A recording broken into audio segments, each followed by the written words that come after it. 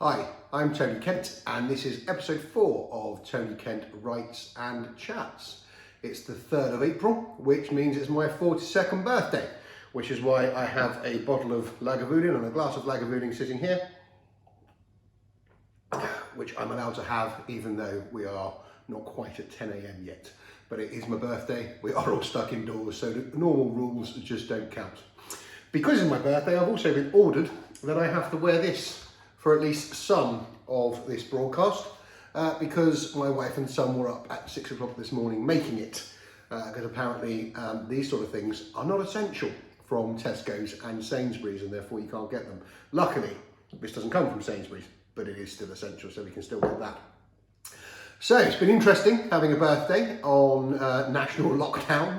Got some nice presents. I managed to get, keeping in with the Kent theme, some Superman jelly beans. Also, for some reason, some Batman jelly beans. Now, I'm a huge Superman fan.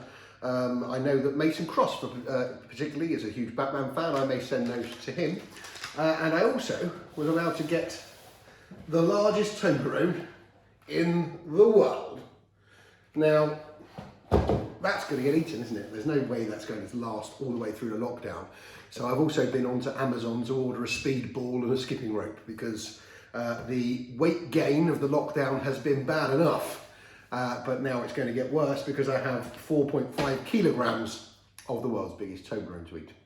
Anyway, enough of that. That's my birthday done and dusted for the purposes of this. Back to writing. Yesterday I told you all about writing the first chapter. I hope that you found that interesting. And what I said was after that I'd be moving on and writing the second and third chapters or thereabouts. Which would be introducing my good guys again, introducing my recurring characters. So yesterday, for the first time in a while, I sat down and had a little reunion with Michael Devlin, with Joe Dempsey and with Sarah Truman. It was interesting. As I said yesterday, these things almost write themselves.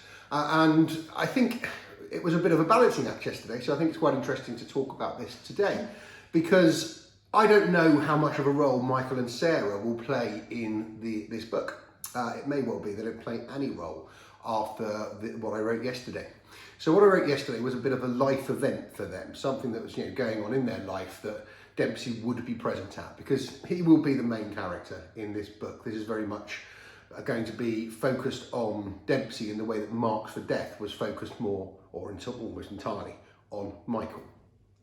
And the upshot of that is that I had to find a reason for us to meet Michael and Sarah again. Yeah, it's nice to check in. So I gave them a life event. When you read the book, you'll see what that event was. But ordinarily, if you have a life event, then you'll have your other friends there as well. And over the last few books, we've met a lot of other characters. We've met Bruce Bull, the police officer. We've met Will Duffy, the Glaswegian solicitor, who's actually based upon a very close friend of mine and a business associate called Scott Ewing.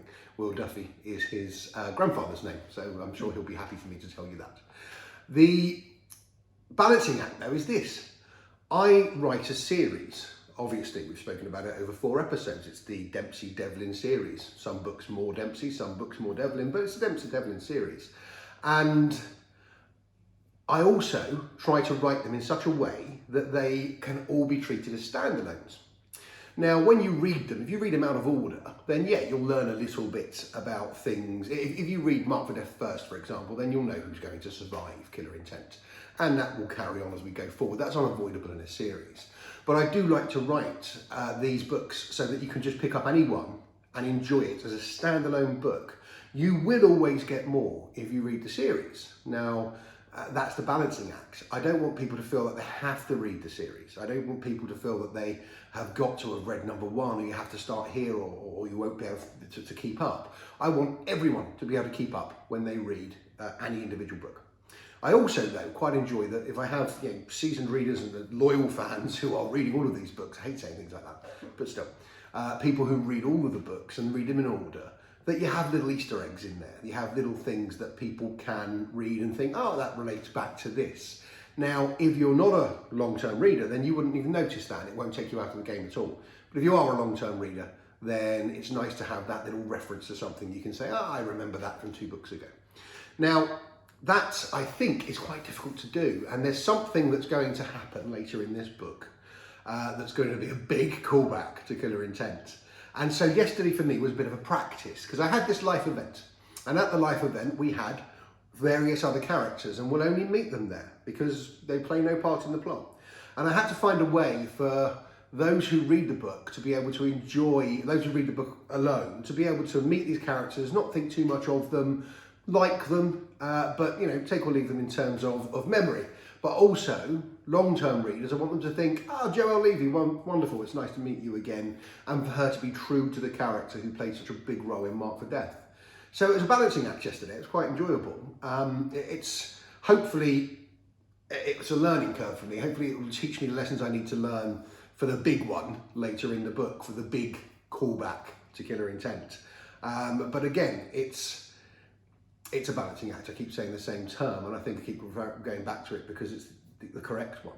The fact is, I want to write these standalone books that anyone can read, and at the same time, I'm writing a series that loyal readers can get slightly more from. And I think I achieved that yesterday. I will be going back and I will be working on editing it and making it move better, and I'm sure I'll make some changes.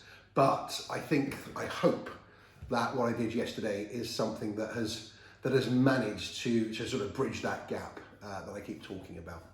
And yes, that was the learning yesterday. That was the process that's worth talking about from yesterday.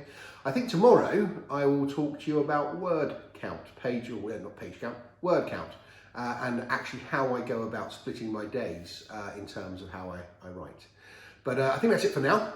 And before I say that's it for now, one more thing. As a birthday present to myself, or thank you very much for Daniel, David and Pavla at Goldsboro Books, my Goldsboro Books arrived. These 4 here are mine. This is my personal copy, number 1. This, number 2, is the copy that's going to go to the winner of the competition on the night of the launch.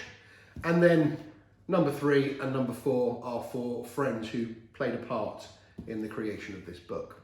Off camera there are 16 boxes of exactly these, and I will be signing and lining and dating and doing everything with those today. So I might not get a lot of writing done, which is why I say that tomorrow we'll probably talk about word count, because I don't think I'm going to be able to add too much to the book today when I have that many books to sign and get back to Goldsboro. So that's it. I will speak to you tomorrow.